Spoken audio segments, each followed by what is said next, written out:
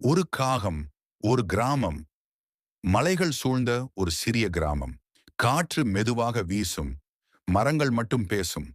மனிதர்கள் இல்லை என்ற அளவுக்கு அமைதி. இந்த கிராமத்தில் ஒரே ஒரு மனிதன்தான் இருந்தான். மாயன். ஒரு காலத்தில் இந்த ஊர் சிரித்தது. இன்று அந்த சிரிப்பு மண்ணுக்குள் புதைந்தது. மக்கள் எல்லாம் நகரத்துக்கு போயிட்டாங்க. ஆனா மாயன் மட்டும் போகல. ஏனென்றால் இந்த மண், அவனோட அப்பா, அம்மா, அவனோட நினைவுகள் எல்லாமே. தனிமை அவனுக்கு புதுசில்ல. ஆனா அது தினம் தினம் அவனை மெதுவா உடைக்க ஆரம்பிச்சது. ஒரு நாள் மாயன் வீட்டின் முன் ஒரு காகம் வந்து அமர்ந்தது. அவன் விரட்டல, அடிக்கல, அதையும் தனியா விட்டுட்டான்.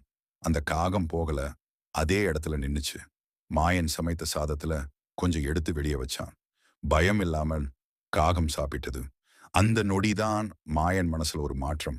எனக்கு மட்டும் இல்ல, இந்த உலகத்துக்கே தனிமை இருக்கு போல. அதுக்கப்புறம் காகம் தினமும் வந்தது. மாயன் பேச ஆரம்பிச்சான். அவன் துன்பம், அவன் தனிமை, அவன் நினைவுகள். யாரும் கேட்காத வார்த்தைகள் ஒரு காகத்துக்கு போயிட்டு இருந்தது. காகம் பேசல, ஆனா விட்டு போகல. அதுவே போதும்னு மாயன் உணர்ந்தான். ஒரு நாள் கனமழை, காகம் வரல. மாயன் மனசு கலங்கிச்சு. நான் இப்போ மீண்டும் தனியா ஆயிட்டேனா? அடுத்த நாள் காகம் வந்தது. இறக்கை காயம், நடக்க முடியல. மாயன் அதை கையில் எடுத்தான். முதல் முறை அவன் யாரையோ அழுத்தி பிடிச்சான். உறவுக்கு ரத்தம் தேவையில்லை, அன்பு போதும். அதுக்கப்புறம் மாயன் மாற ஆரம்பிச்சான். மரங்கள் நடக்கிறான், தண்ணி மாற்றி வைக்கிறான், பறவைகளுக்காக உணவு வைக்கிறான். மெதுவா கிராமம் உயிர் பெற ஆரம்பிச்சது. பறவைகள், விலங்குகள், பின்னாடி மனிதர்களும். மக்கள் திரும்பினாங்க. வீடுகள் திறந்தது. சிரிப்பு திரும்ப வந்தது.